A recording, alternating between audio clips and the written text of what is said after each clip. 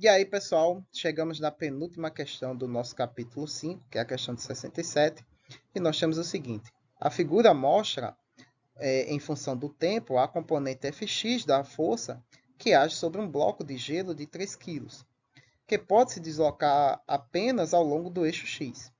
Em t igual a 0 segundos, o bloco está se movendo no sentido positivo do eixo com uma velocidade de 3 metros por segundo. Letra A. Quais são os módulos de sua velocidade? E letra B. O sentido de seu movimento em t igual a 11 segundos. Então, nós vamos ter o seguinte. O objeto não parte do repouso, né? O nosso bloco de gelo ali não parte do repouso, né? Tem uma força atuante ali no sentido positivo de Sx no início da contagem do nosso tempo, que vai aí, nos proporcionar uma velocidade de 3 metros por segundo para esse bloco.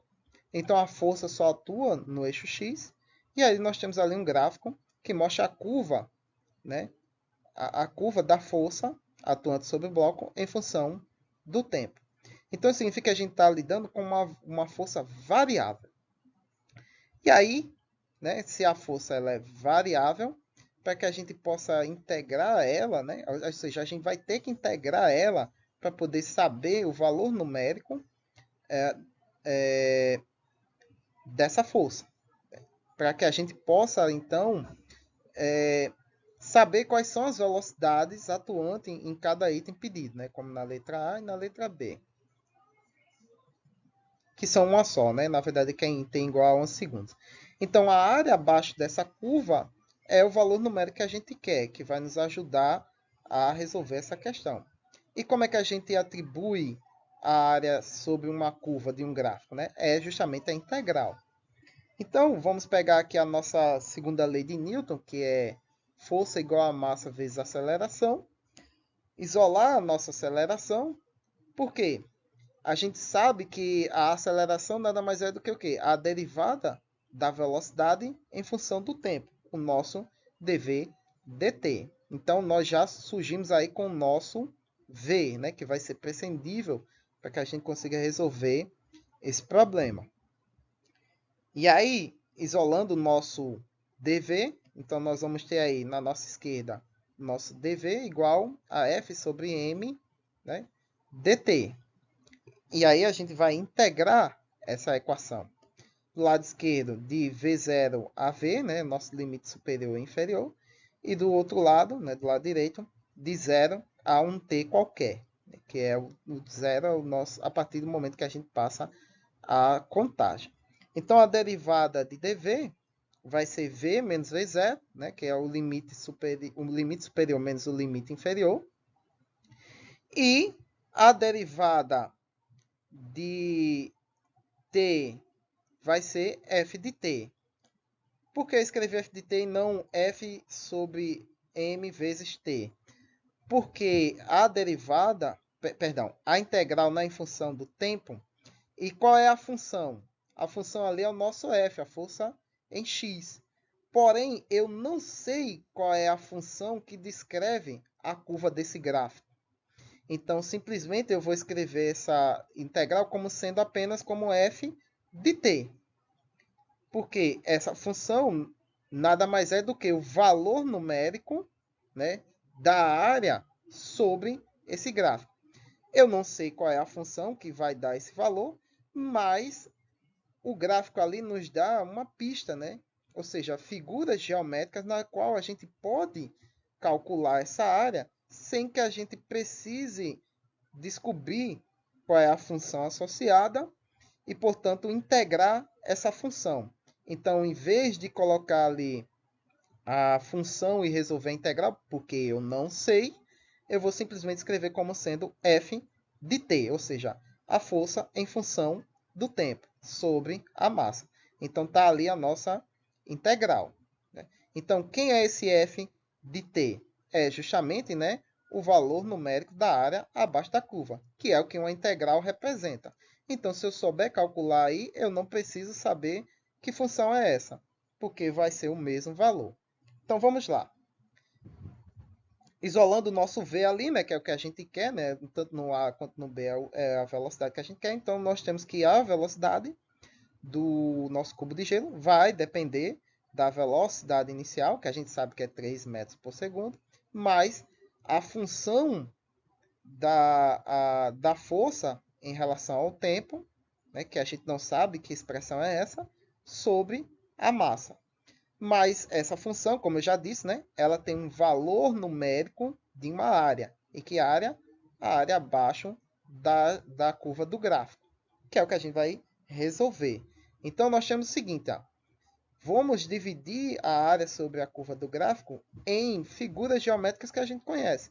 Como, por exemplo, ali, ó, a área F1 de T é um trapézio, onde nós temos a base menor, que vai de 1 até, que vai de 0 até 2, a base maior, que vai de 0 até 6, e a altura, né, podemos assim dizer, que vai de 0 a 2, ou seja, a altura ali representa o tempo, né, e as bases menor e maior representam a intensidade dessa força ao longo desse tempo.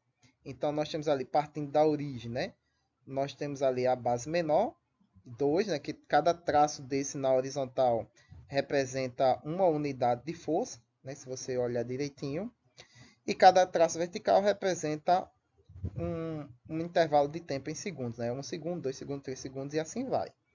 Então, a área dessa parte aqui é quem? É a área de um trapézio, né? Então, a área de trapézio, base maior, base menor, vezes a altura dividido por 2. Então, as bases são a intensidade da força e a altura é o tempo. Então, nós temos base maior 6 newtons, base menor 2 newtons, altura é o tempo 2 segundos sobre 2, que vai dar aí 8 newtons. Então, a gente sabe que a área essa área pintada aí do gráfico, né, abaixo da curva, tem um valor numérico de 8 newtons. Vamos para a segunda. A segunda parte também é um trapézio. Então, a gente também resolve dessa forma. Nesse caso aqui, as bases maior e menor são o tempo. Se você olhar ali, ó, a base menor vai de 2 segundos a 5 segundos. Então, são 3 segundos. A base maior vai de 2 segundos até 6 segundos. Então, são 4 segundos. E a altura é a intensidade da força, 6 newtons sobre 2. Então, dá aí 21 newtons. E agora, a terceira curva, né? A terceira área, né? Que está abaixo do eixo do tempo. E também é um trapézio, né? Todas as três são trapézio. Então, vai ser aí o nosso F3 de tempo. Então, nós temos aí a base menor e a base maior também vão se referir ao tempo, né? Que a base maior vai de 6 segundos até 11 segundos, então dá 5 segundos, mais a base menor, que vai de 7 segundos até 9 segundos, ou seja, 2 segundos. E a altura é menos 4, né? Que a altura é a intensidade da força, menos 4, né? Está no sentido negativo, né? Ali a intensidade da força. Então vai dar menos 4. Por que eu não coloco em módulo?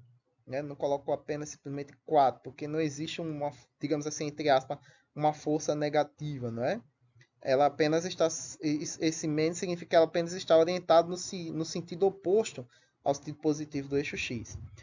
E a explicação é a seguinte: quando a gente resolve uma integral, né, e a função ela tem uma área acima do eixo do eixo da variável e abaixo do eixo da variável, então quando você resolve a integral, já que é um limite superior menos o limite inferior, então isso significa que é a área de cima menos a área de baixo. Então, o valor numérico aqui que vai dar aqui é menos 14, ou seja, é o valor numérico da área acima do eixo do tempo menos o valor acima da área abaixo do tempo. Né? Essa é a interpretação também das integrais, né? Quando você integra uma função.